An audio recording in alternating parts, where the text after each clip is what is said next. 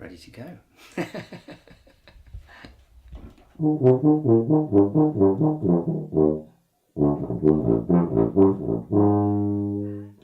At 12, I went to a local teacher called John Scott, who was a very inspirational sort of a chap. He knew exactly what to say when a stroppy 12 or 13-year-old would say, I don't want to practice chromatic scales. And so he would play the most chromatic sounding jazz possible and make it sound really cool. And then he'd say, are you sure you don't want to practice chromatic scales? And I'd go, oh my God, yes, of course I want to play chromatic scales.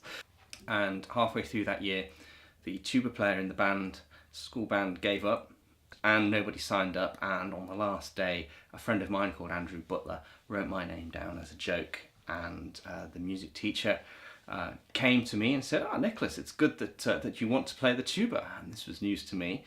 I didn't really know how to respond. So I went, yeah.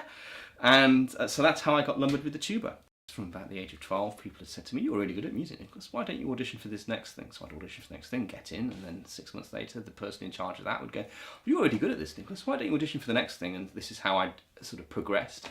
And I got to music college thinking I'm going to be a really good tuba player. This is what I want to be.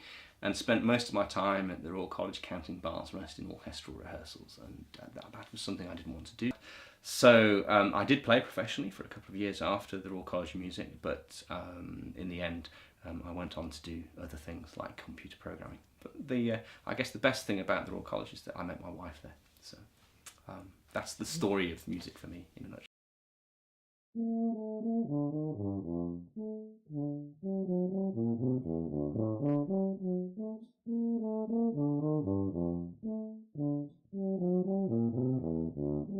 The tuba has a very mellow sound, and the reason it has a mellow sound is because if I hold this up, you can see that this is a conical board instrument, which means that the pipe here is thin and then it just gradually tapers to being wider and wider and wider. As I press this middle valve down, that adds a length of tubing to the tuba.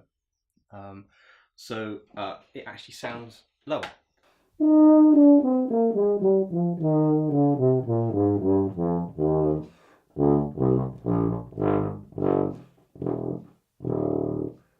And we have water keys. This is what makes kids laugh. So here's a water key here, here and here and here.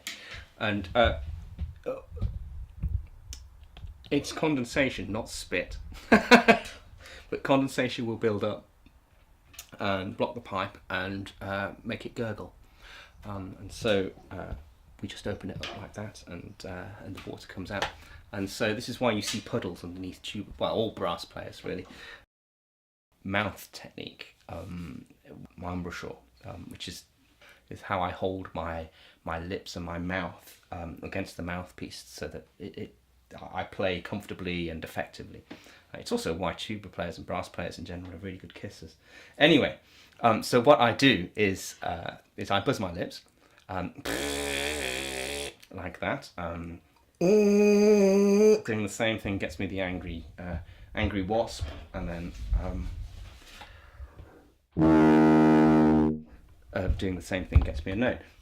But to make the pitch different by playing, it's a combination of changing the tension of my lips in the mouthpiece, so how quickly I'm buzzing, how angry my wasp is sounding, as it were, and pressing the right combination of valves will get me different pitches. And the instrument changes you physically, I guess. Soon after I got it, my hands turned green because the lacquer here was coming off, and so the chemicals in my sweat on my hands were reacting with the brass of the instrument. So this has always been on my tuba since I was 16 at sixth form college, but I tied the knot so tight that I've never been able, without actually destroying this thing, I've never been able to take it off since. So but I have calluses on the top of my thumb there. That's because pretty much the weight of the whole tuba is resting against this thumb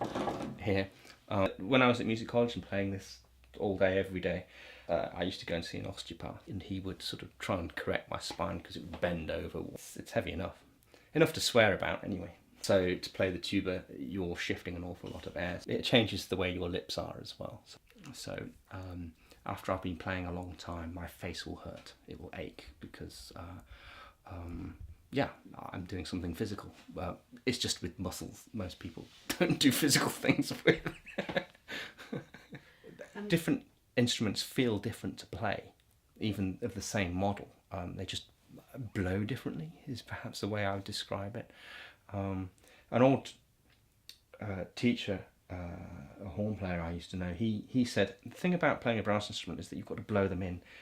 As you play, your particular way of blowing through the instrument, and the way you hold it, the way you clank the valves down, how heavy you are, you're changing the instrument in some sense as well. That doesn't mean that it won't sound like a tuba if somebody else plays your tuba. You're used to playing that particular tuba and you know that it blows in that sort of a way. I've used this since I was about 16 and I like it. We've had lots of adventures together.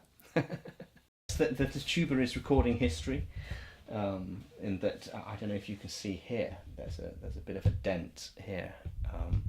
And that was I'll always remember that was at the National Youth Brass Band on my first course there, and my tuba was sitting like that, like it is at the moment, but at the end of a long line of music stands, and somebody at one end knocked over a music stand, and they went domino like dum dum dum dum dum dum dum, and that's where the music stand, you can see it's a straight line, that's where the music stand went in there, and I swore loudly, and the other person, who was also a brass player, apologised profusely. But yeah, so there are things like that. I always remember that.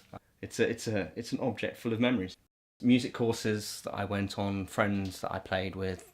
It's the tuba that I played for my final recital at music college, which is like the pinnacle of your musical training. So it's travelled the world when I was on tour. Lots of places around Europe, Dubai as well. This is a tool for making an experience that happens and then is lost. So another way of thinking about it is that the way an actor might deliver a soliloquy as part of a play, really geek out over, okay, this is where the accent goes in the sentence, this is what the pacing should be, you should breathe here, should I crescendo here even though there's nothing written, how am I going to execute this phrase? And so I practice that, so when it comes to the performance, it's there, it's at my fingers or on my lips, or in my hands if I'm playing the piano, and I can just sort of enjoy the moment and just play it. I love my tuba. It's a lot of fun to play, and I can't imagine being me without my tuba, if you see what I mean. It's a kind of an essential part of my of being me, is that I play the tuba.